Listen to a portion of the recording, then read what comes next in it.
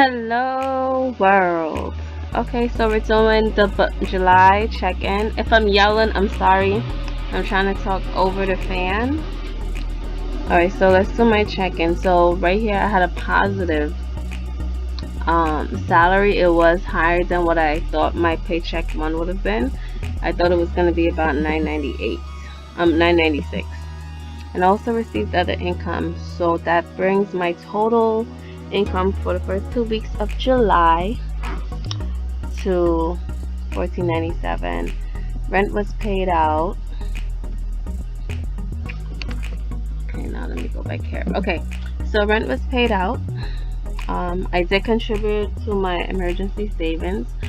My savings side of the house looks pretty good, or savings side of the budget looks pretty good this month, and it's gonna keep looking better. Moving right along, I did contribute $350 to the house fund, so I set that up automatic.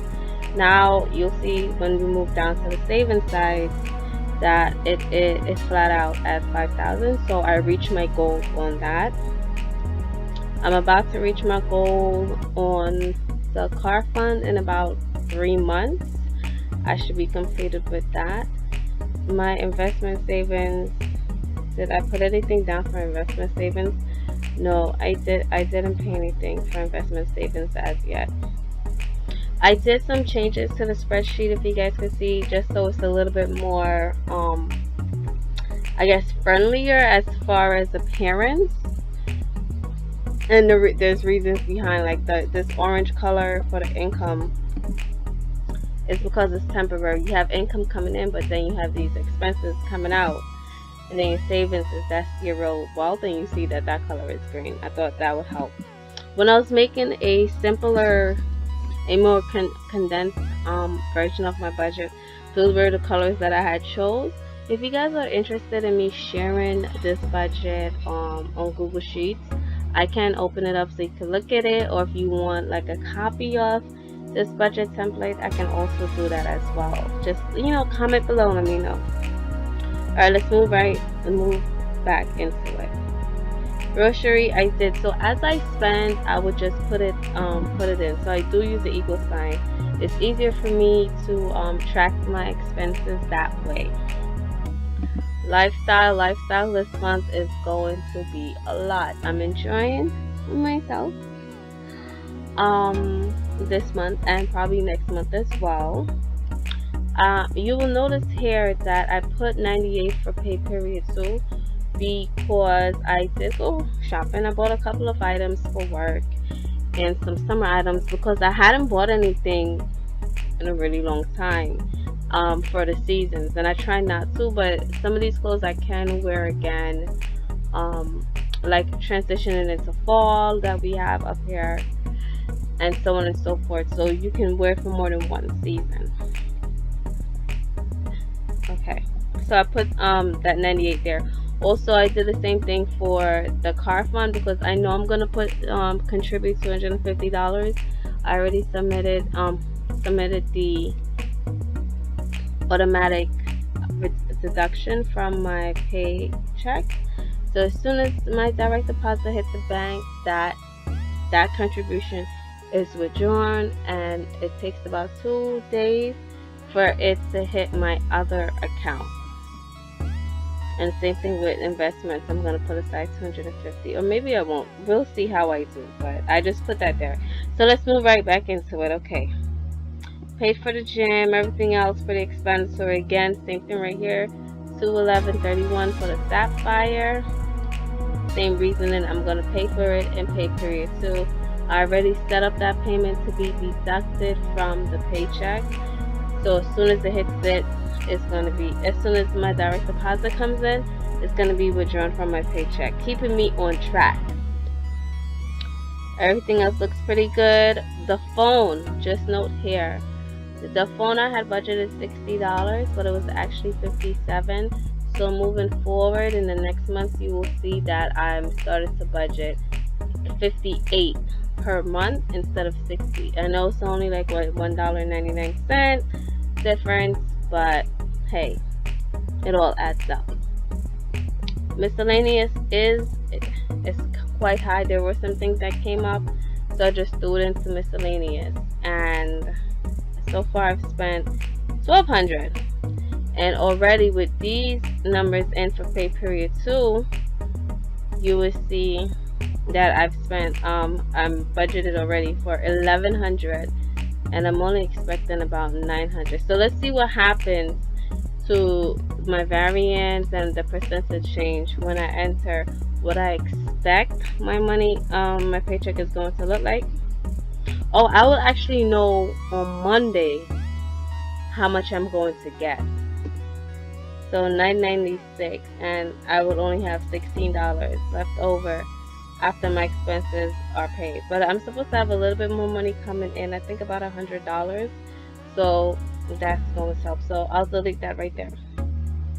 Let's focus on column B8. Yep, this is where we're focusing on. But I just wanted to share that with you guys, why you see stuff in pay period 2, even though I haven't hit that yet.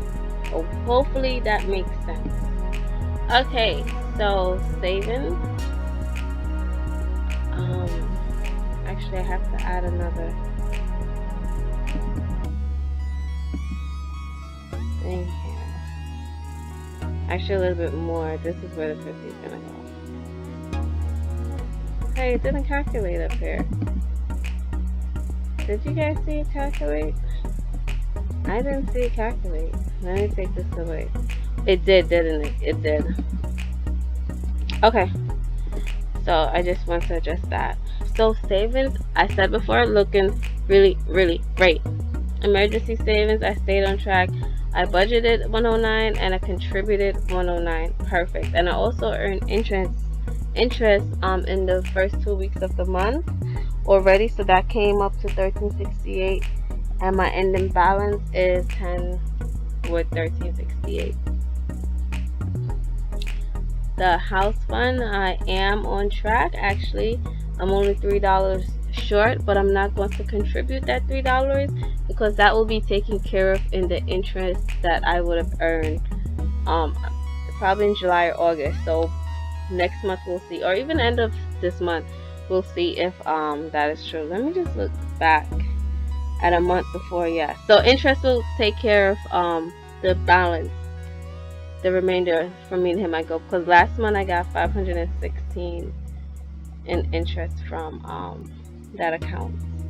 My car fund is looking really great. I am on track to hit my goal. So at the end of at the end of these 2 weeks, I had $2,300 in my car fund. I contributed $400 already. Super. Wait, no, it didn't. This is not true. And I'll show you why. It's not true because I didn't do the second half.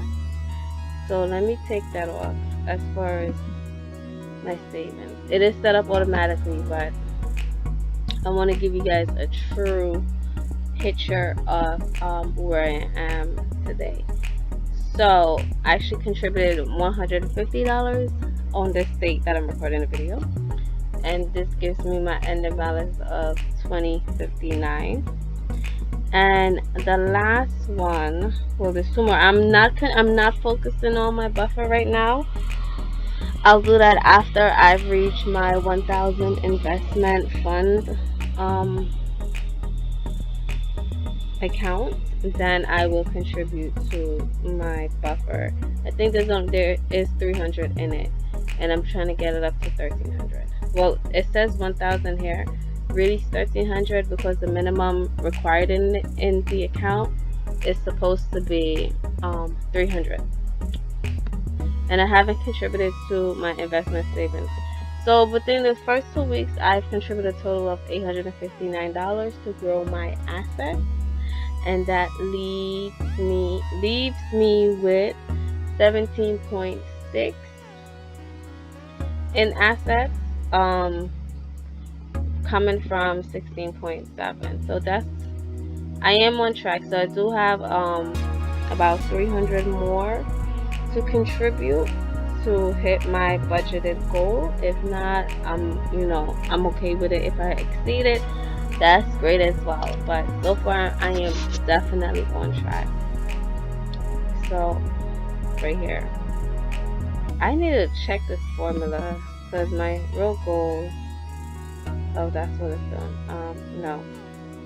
Let me just correct this formula real quick. It's actually supposed to be this divided by this. And this is not supposed to be $1. It's supposed to be a percentage. So 80% of my total goal, which is, I am so excited, you guys. So in about 3 months, I would hit 20, and then in another 2 months after that, I will be at 22. So I'll see you guys in my next video. Thank you for coming, stopping by my channel. If you like what you see, just let me know and I'll continue making these videos.